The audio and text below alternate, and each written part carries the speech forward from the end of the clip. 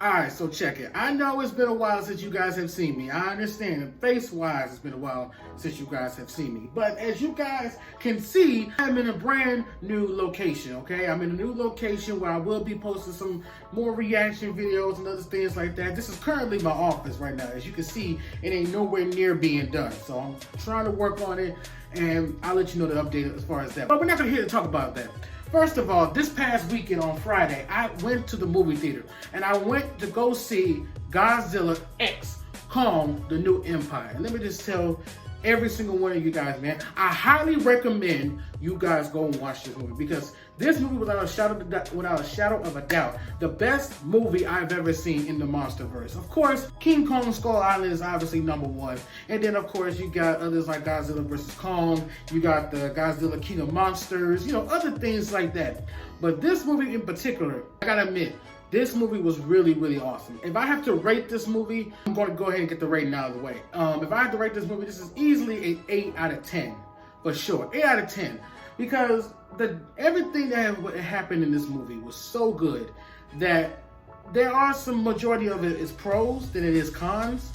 And I'm going to discuss everything about the pros and the cons as far as the movie is concerned. But before we get started, guys, do me a favor, hit that subscribe button, tap on that bell for notifications so you don't miss any single bangers dropping in the very near future, guys. And also stay tuned for more and more episodes of my podcast, which is the Desi D Show, which you can go and listen to on all streaming platforms, which is Spotify, Apple Music, Google Podcasts, Amazon Music, every single platform that I'm currently got right now. So, with that being said, let's go ahead and get this out of the way. Let's start off with the cons, okay? I feel like the humans in this one was sort of either, not so much as cringy, but it's like kind of mid, kind of boring a little bit, you know what I mean? Like, the humans in this one, like, you know, like obviously the little girl, this is a continuation from Godzilla vs. Kong. The little girl, the mother, and of course Brian Tyler Henry that was in this movie as well. I'm sorry, as much as I love Brian Tyler Henry, he is not good as a nerd. I'm sorry, he is not good as a nerd. I mean, there are some points where I did chuckle a little bit when it comes to him, but ever since I saw that one episode of Atlanta with him in it, I mostly see him in that than I do in this particular aspect of the movie, because him playing as a nerd is not really that good. I mean, it's kind of like, sort of like, alright, yeah, it's cool. I mean, but don't get me wrong, it doesn't mean that he's not a good actor. He's a fantastic actor, without a shadow of a doubt. Also, let's go ahead and continue on with another thing about the cons. I've noticed something. Godzilla barely had time in this one.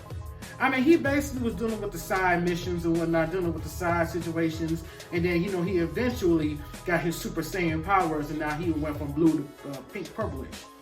But I wish we would have gotten like a middle ground right here, okay? So I wish we would have gotten more Godzilla and then more Kong, all rolled into one, in my opinion. That's just me in my opinion alone. Now let's just talk about the pros in this one. We're done with the cons, let's talk about the pros. Mini Kong is a G, okay? I'm sorry. I want more Mini Kong in this series, okay? Because Mini Kong already started off like kind of like, you know, not trustworthy, you know what I'm saying? Like, he tried to set up Kong on numerous occasions, and Kong just told him, like, look, you realize I can beat your ass right here and right now and would not care, right? I already defeated whatever that monster was that was in the water. I already defeated everybody that you tried to put in front of me. I even used you as a weapon to take down most of these people. So, whatever you're doing to me, it's not going to work, bruh. And Mini Kong understood that, and then I love the bondingness between the two. It's like kind of a father-son thing. And one thing I love about this one is Mini Kong can be funny sometimes. I ain't gonna lie. Mini Kong can be funny, and I just love seeing him in this movie. I wish we get more of him. Hopefully we do somewhere down the line, but yeah, man, that was the best part about this movie. Now, let's continue on with another thing. Kong got his shine on in this movie. He was the first one you see when the movie starts. He was getting chased by some like monster dogs or whatever it was, and he immediately had to attack them. And what I love about this is that they showing the growth of Kong. Like, over time, like, you know, he becomes, you know, becomes older, he becomes wiser, he becomes that guy, you know, I mean, that monster, you know what I'm saying? That's what I mostly love about it. Now, and here's another thing that I love about this one. Star King, we gotta put him at number one. We gotta put him at number one as one of the top villains in the Monsterverse, okay? Because this man had a personality, and this man didn't give a damn, okay? He was slaving and monsters. He was slaving gorillas and everybody else. He even killed the Mini Kong's father. That's how bad, much of a savage he is. Like, this was so unbelievable that I was like, bro, how are you gonna have this man as the number one villain? This man is a menace. Okay, so that's what I love about this whole thing. And one thing I love also is that the build-up. I always love the build-up to a specific villain, because a lot of times in a lot of movies they don't really build up the villain. The villain is already there. He's already doing whatever the hell he's going to do, and just like, it'd be good depending on the story. But in this one, I love the build-up. See, Godzilla and Kong, they both already knew something wasn't right. Some monster is down there somewhere, and they both need to get together and actually find out who is this, Scarf King and whatnot. And I love the backstory as well in this movie, as like, the mother tells the situation of how it happened. Okay, so the whole backstory of it, it's been so long since I watched it. This was like back in Friday. This is currently Wednesday as you guys watching. But they told the backstory of it, and I'm like, see, that makes sense. Now it makes sense as to why they beefing. And now it makes sense as to why Scarf King, Kong, and Godzilla, all three of them is about to fight. And the fact that we got this fight is amazing. 2 against 1 was absolutely amazing.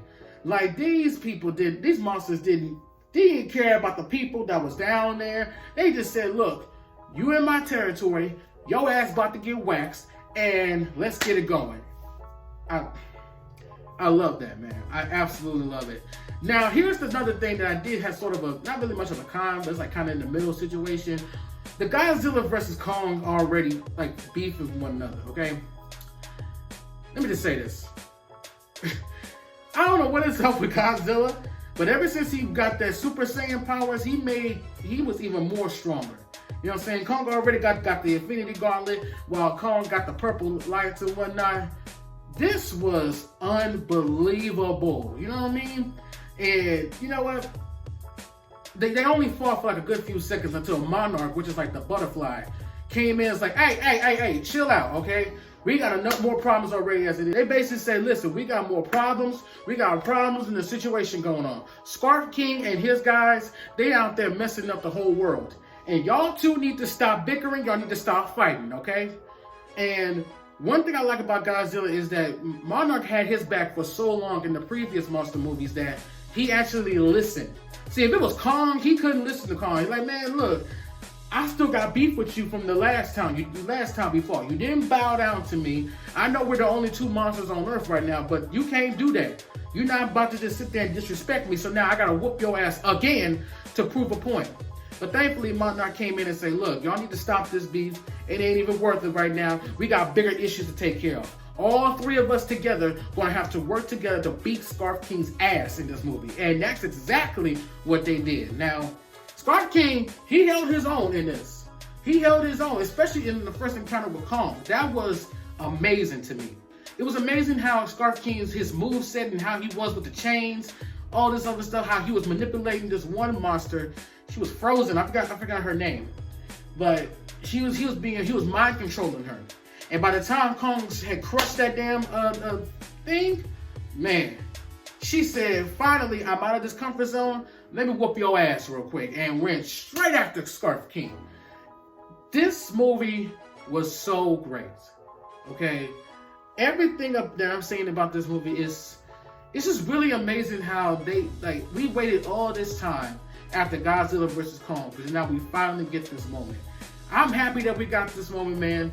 Like I said, I'm rating this movie 8 out of 10, okay? And if you haven't seen it, I highly recommend you guys go see it.